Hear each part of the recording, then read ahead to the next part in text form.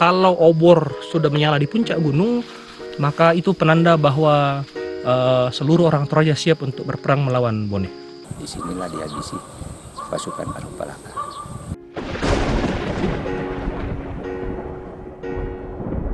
Ada orang Tambunan di Lembang Talung Penanyan sekarang itu, ada orang di situ yang memang pemberani juga, namanya Pakila Allo. Pakila Allo. Rupanya itu karena orang yang lain-lain, jadi katanya itu biar bagaimanapun dia tidak bisa meninggal. Nah, sampai dia diangkat anak oleh Raja Bone, Datu Bone. Lalu ini Pak Kilalo semakin jaya, semakin tidak mengenal lagi batas-batas apa itu. Akhirnya dia mau membuat kolam di daerah, sudah daerah perbatasan Sangal dengan Buntau. Dia akan ternakkan buaya. Ya, dan buaya itu akan makanannya ialah anak-anak. Jadi anak-anak yang akan jadi makanan. Akhirnya ya orang kan keberatan segala macam. Pada saat ini saya ada di lokasi Saban yang dibuat oleh Pakila Allo pada abad ke-17. Lokasi ini merupakan bendungan untuk tempat memelihara buaya. Dan konon katanya makanan untuk buaya tersebut itu adalah anak yang lahir. Oleh sebab itu terjadilah perselisihan di Toraja karena tidak sesuai dengan adat dan tatanan budaya yang ada di Toraja. Samping Tongkon ini ada Sibuang, batu pantunan, namanya Barabusa. Barabusa itu asal mulanya ada kasusnya Pongkalo dengan Pakila Allo. Jadi ceritanya itu Pakila Allo ini sudah maalalong-lalong, artinya sewenang-wenang. Dia bertindak semau, orang Jawa bilang semau gue, orang Jakarta bilang sekendak hati. Apa saja yang dia mau dia ambil saja. Nah kadang-kadang melanggar adat, melanggar pantangan-pantangan. Nah zaman dulu orang masih ketat dengan Alu Kutodolo, masih ketat dengan ritus, dengan pemali, dan Pakila Allo sudah tidak peduli itu, melanggar itu. Ya, akhirnya orang juga berusaha untuk mau membunuh dia. Ya, tapi ya memang dia tidak bisa. Paling bisa mati. Ya, sudah pernah katanya itu dibuat sedemikian rupa sampai hanya Kidena. Jadi bagian di sini yang agak luka. Nah karena kejahatan itu lalu beberapa tokoh masyarakat, bukan hanya di Randambatu tapi juga dari beberapa pangalaton, artinya penguasa di suatu lingkungan, berembuk bagaimana termasuk membunuh ini Pakila Allo karena sudah mendatangkan malapetaka. Lalu orang mengadakan semacam judi, diundanglah Pakila Allo ada. Nah di situ Pakila Allo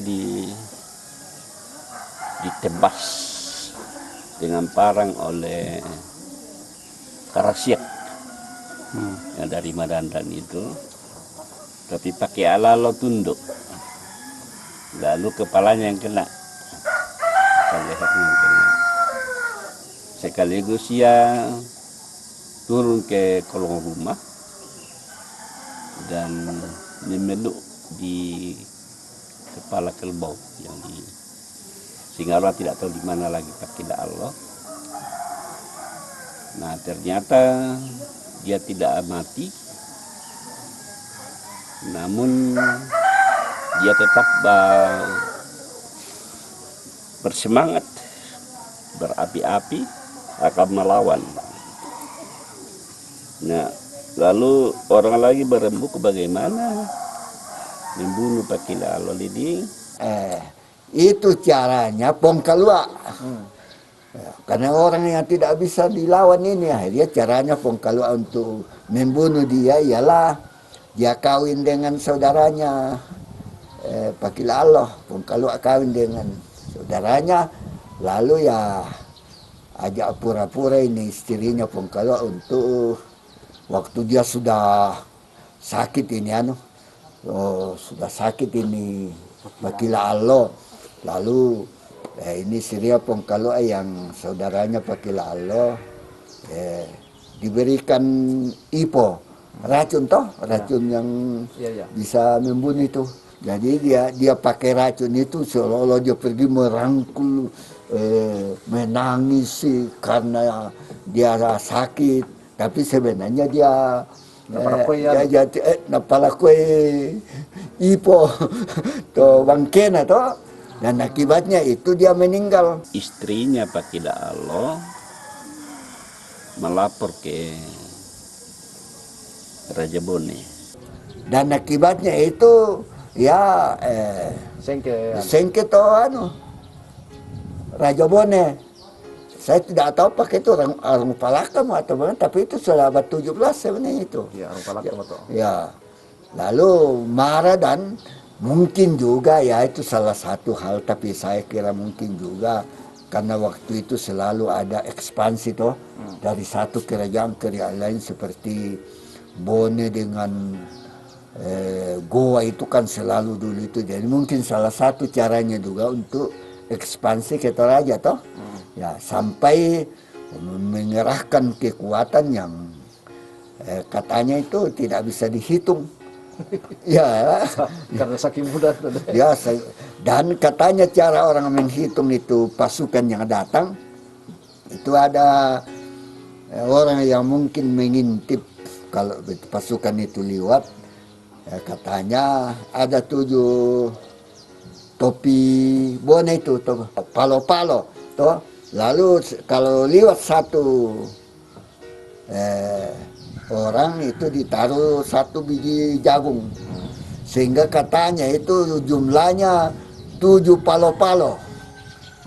Jadi kira-kira ya kalau satu topi yang itu berapa biji jagung? Jadi mungkin saya perkirakan mungkin 7.000. Ya, siapa tahu ya ada 1.000 kalau atau mungkin lebih Ya, jadi itu pasukan itu yang datang, dan di Randam Batu lah yang sebenarnya apa namanya itu berpusat ya markasnya.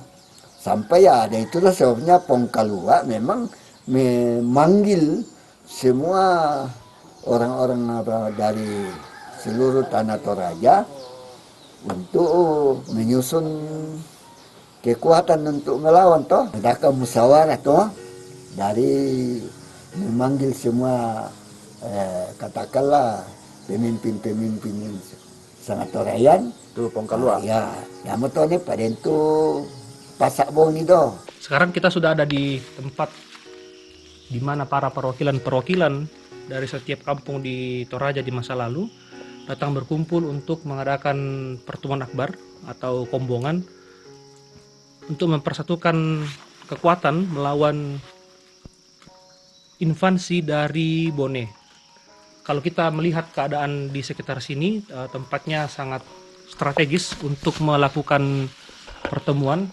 Bisa kita bayangkan bagaimana dulu para perwakilan-perwakilan dari berbagai tempat di Toraja duduk di Basileia ini, di podium besar ini, lalu kemudian satu orang berbicara untuk menyatukan seluruh kekuatan Toraja pada masa itu. Orang katakan di situ diadakan pasak bongi. Tujuannya sebenarnya mungkin musyawarah, tapi itu diakali pasak loki pasak. Memang ada hal yang dijual. Sampai sering katakan karena semalam. Jadi biasa mungkin doang sudah tidak begitu jelas apa semua, sampai ada juga yang katakan tunakwa Kedua ya di sana mankulotong toh. Iya. Iya, kan artinya itu burung gagak kan hitam toh. Jadi tapi sudah Dikira ayam. ya sudah dikira ayam hitam toh. Nah, itu sampai muncul dalam bahasa-bahasa Balatongkan toh. Jadi disitulah diadakan pasabongi sekaligus dengan musyawarah untuk bagaimana caranya supaya pasukan Bone ini dikalahkan. Dalam kesepakatan itu untuk melawan itu lalu diadakan persembahan untuk menghadapi itu. Sehingga waktu itu diadakanlah persembahan. Dulu kan Maapiong sama Nasu toh. Ya, jadi ya tu bayi ditunu.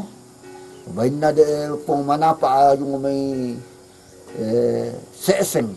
Seseng ya, betul. Yo, seeseng bituang. Jadi we nabay poke. Jadi itu dikenal sampai sekarang bahwa bayi na pong manapa dipakai menomba. Bayi poke. Yo, itu. Lalu itu tempatnya mengadakan persembahan itu. Itu talang bambu ditegakkan lalu diukir. Nah, itu namanya talang disura atau dan talang itu tumbuh. Inilah tepatnya talang sura itu yang dulunya bambu yang diukir untuk ditancapkan ke dalam tanah sebagai tanda atau simbol persatuan kepada Tindo waktu itu. Dan sampai sekarang tumbuh lebat dan dikeramatkan dan tidak diperbolehkan pada masyarakat untuk menebang, karena inilah bukti bahwa memang kepada Tindo itu memang pernah ada, memang pernah berkumpul di sini. Bambu yang terukir, yang itu sangat talang sura, jadi tempat penyembahan itu. Iya. Untuk mohon kepada dewa. Setelah ada kesepakatan dan muncul bahwa memang kita sudah menyatu. Bisa kara di petua, pantang kara di pemate. Jadi sumpah itu, sumpah setia untuk melawan Bone. Kumako misa kada di petua, pantan kada di pemate. Jadi yang dengki itu tu tata, tu ya kematian tuh. Ya tapi yang tamisa kok. Ala patalok ya yang terus kada di potuo kan di potuo toh. Iya. Artinya kita akan tetap hidup, kita akan tetap eksis toh. Tapi kalau kita tidak sepakat, ada yang lain tidak setia, ya maka kita akan kocar kacir toh. Kita akan berpisah-pisah. Iya. Sumpah, katakanlah sumpah setia kepada Tindo. Nah itu sampai sekarang itu kata-kata itu tetap kenangan dan tetap untuk menjadi kekuatan bagi kita orang Toraja.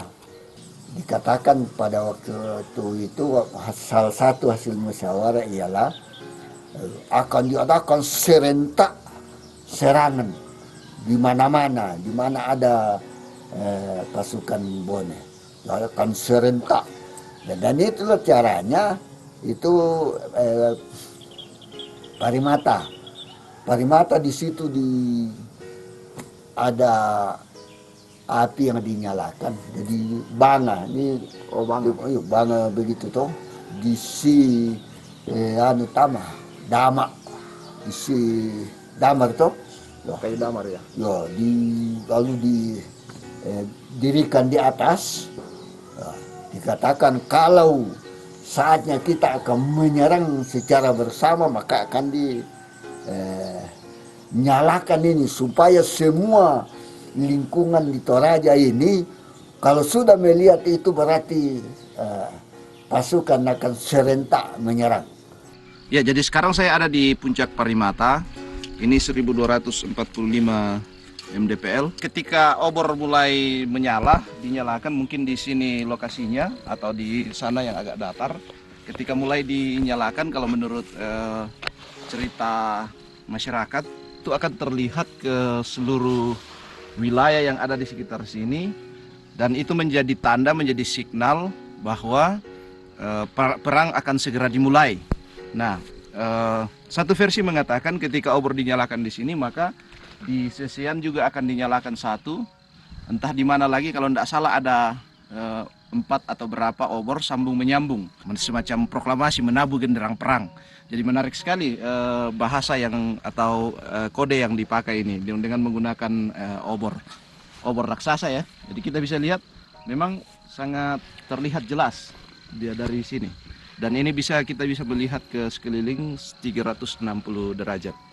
Itu sebabnya bersejarah itu Parimata. Jadi Manggayo adalah tempat musyawarah dan pasabongi, dan Parimata adalah tempat untuk menyalakan obor supaya menjadi kode untuk semua Toraja supaya menyebang orang sekaligus.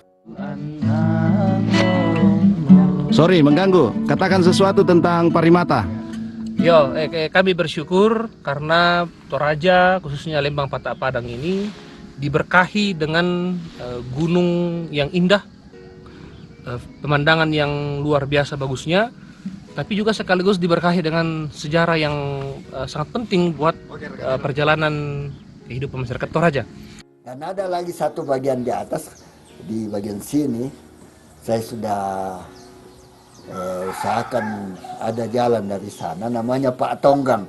Katanya itu Pak Tonggang itu ada satu batu yang besar di sana, memang sudah dibuat sedemikian rupa kalau pasukan Bone naik Manggayo, nah kalau betul dia masih akan naik Manggayo untuk menyerang, maka itu batu yang besar itu akan digulingkan, ditonggang, di sana ditonggang ke batu begitu, lalu dimasukkan kayu tuh, lalu ditonggang. Katanya itu sampai sekarang masih ada itu kayu-kayu yang untuk itu kan dimasukkan. Jadi sekaligus katakannya batu itu akan diluncurkan dari atas, ditonggang atau balikkan sampai pasukan Arung Palaka tidak bisa naik.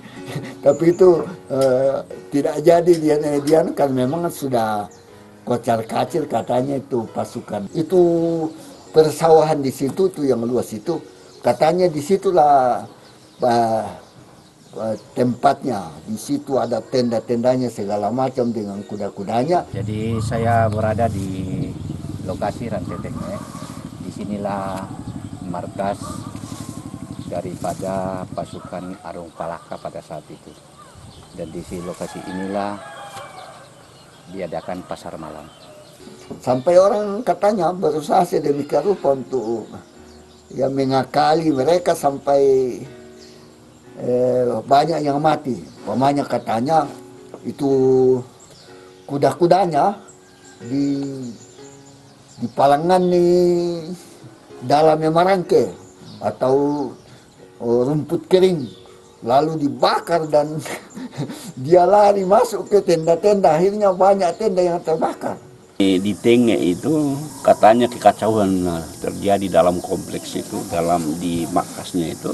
Kuda-kuda itu yang ditaruh api di ekornya itu kesana kemari, lah itu ya juga yang membakar, turut membakar, di samping manusia membakar. Karena malam lalu juga mereka juga sudah saling menyerang. Tidak tahu siapa lagi lawan. Sumurnya dimasukkan itu daun yang beracun. Lalu itu tempat mandinya juga itu dimasukkan daun yang gatal tuh sampai katanya itu wina mebenga aduka.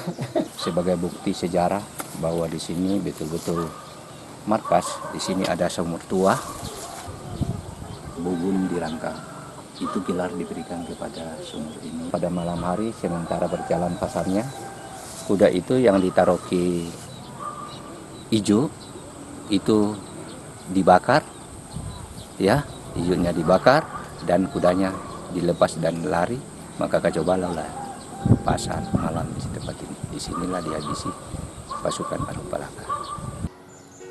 Itu waktu pasukan Bone ini dikalahkan, banyak sekali yang meninggal. Itu yang 7 palo-palo tadi itu rupanya habis semua.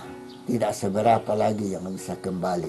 Dan katanya itu sawah di Bamban itu, sawah ke bawah sana ke bawah itu, katanya 3 tahun tidak dimakan ikannya. Oh, Karena busuk tuh dia nasa. Oh. Sehingga ya dia tak menekan di balik. Orang cerita sampai 3 tahun orang tidak mau makan. Bergelimpangan jenazah orang Bone itu di sawah-sawah di mana-mana kan, serentak diserbu apa segala macam sampai tidak banyak lagi yang luput. Itu yang mungkin 7.000 ribuan pasukannya tidak seberapa yang lolos. Ya, nah, lalu ada inisiatif dari siapa lagi di daerah bagian mereka ke sana itu untuk mempertemukan supaya tidak ada lagi ya katakanlah masalah seperti itu orang Toraja dan orang dari Bone. Dan disitulah katanya itu kerbau disembeli, kerbau yang pasangan atau Kopira deh jenisnya dia dong, dia di sangat kecil langi, di Tarangga, di Soko, tapi nang itu menentukan tetek kelangi karena artinya itu kelang tentu kena masalah rekam satu. Jadi pokoknya ada maknanya itu? Kan mengarah ke tanah dan mengarah ke langit. Jadi itu sebagai saksi toh, memindak itu tidak ada setia lagi dengan perjanjian ini. Kalau tanduk nalangan lana sen to kolangan lana tem erok. Oh begitu. Iya. Jadi kalau bisa disimpulkan ya narasi Topada Tindo bukan hanya narasi permusuhan, tapi setelah itu ada rekonsiliasi ya. Ya ada perdamaian, ada inisiatif dari siapa lagi di daerah perbatasan Enrekang dengan daerah Sitrap ke sana itu ada yang anak mengambil inisiasi untuk mempertemukan supaya jangan lagi terjadi itu. Itu sebabnya sampai sekarang orang masih pegang bahwa kalau Toraja menyerang ke sana itu tidak setia. Kalau dari sana lagi datang menyerang maka tidak setia, dan itu akan kena sumpah dari Tedong Tekelang ini nah. Ya. Dan itu sebabnya waktu Sose datang menyerang Toraja pada tahun 58, ada kan pasukan Andi Sose itu menyerang Toraja tahun 58 kan orang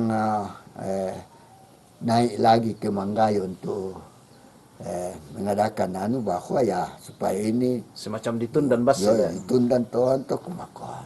Untuk orang di sini, saya tidak tahu dengan orang di tempat lain apakah mengadakan juga ritus untuk itu, tapi di sini itu dilakukan. Ya, jadi untuk teman-teman yang ingin healing atau berwisata sejarah, bagus sekali di tempat ini karena di sini memiliki view yang sangat indah dan sejarah masa lalu yang sangat menarik. Tapi ingat teman-teman, jika kalian jalan-jalan atau healing ke tempat ini, jangan lupa untuk tetap menjaga kebersihan lingkungan sekitar agar keindahan ini tetap terjaga dan terlestarikan. Jangan cor-cor, jangan buang sampah sembarangan. Guys, Tegamele Te Primata.